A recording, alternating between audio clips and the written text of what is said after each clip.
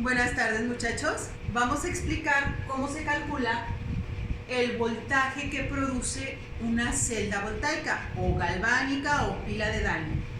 Entonces, lo que vamos a hacer ahorita es calcular ese voltaje mediante dos fórmulas diferentes, pero a fin de cuentas el resultado nos debe de dar igual.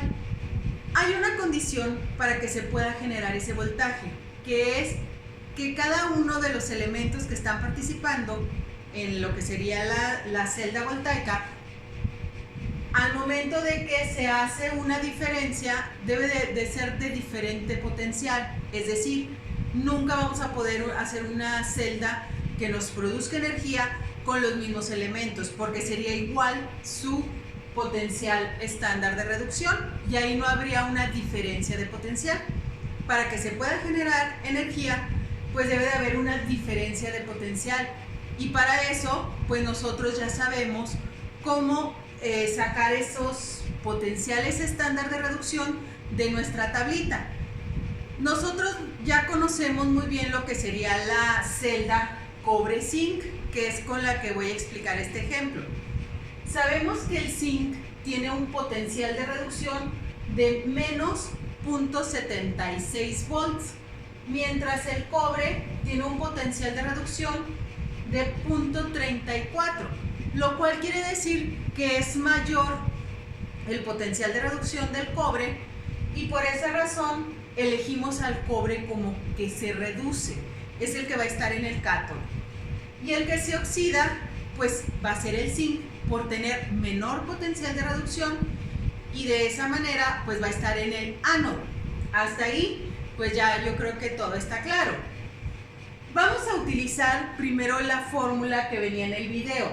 Para sacar el potencial de la celda o el voltaje de la celda, se tiene que restar el potencial estándar de reducción del que se reduce menos el potencial estándar de reducción del que se oxida. Entonces, si yo hago así, tal cual esa operación, yo voy a anotar el potencial estándar de reducción del que se reduce, que es el cobre, sería 0.34 volts. Aquí está. Y luego, menos el potencial estándar de reducción del que se oxida. Fíjense, es el de reducción. Entonces, pues yo al momento de ponerlo aquí, me va a quedar menos 0.76 volts, porque voy a hacer esa resta. Pero al hacer esa resta, pues ya sabemos que menos por menos me va a dar más, y ese resultado sería igual a 1.1 volts, que es más o menos lo que sería el de una pila. Hasta ahí sería la primer fórmula. Ahora vamos a analizar la fórmula que viene en el libro. En el libro me habla de que el potencial de la celda es igual al potencial estándar de oxidación más el potencial estándar de reducción. ¿Qué quiere decir? Que si yo en la tabla, en el caso del zinc, voy a tener el potencial de reducción, para que sea el de oxidación yo lo tengo que cambiar de signo, ¿sí? Entonces, por ejemplo, el zinc es en la tabla menos 0.76, pero entonces ese lo voy a cambiar a más 0.76, porque el que viene en la tabla es el de reducción, y para que sea el de oxidación se tiene que cambiar el signo, y este sería más 0.76, y luego más el potencial estándar de reducción, que ahí ya lo tengo directamente en la tabla, no le tengo que cambiar el signo, y sería 0.34. Entonces yo hago la suma de los dos, igual me va a dar 1.1. Con esto pues nada más sería sacar los potenciales estándar con la fórmula que prefieran, ¿sí? Pero si usamos la del libro, le tendríamos que cambiar el signo al que viene en la tabla, porque se tiene que usar el potencial estándar de oxidación.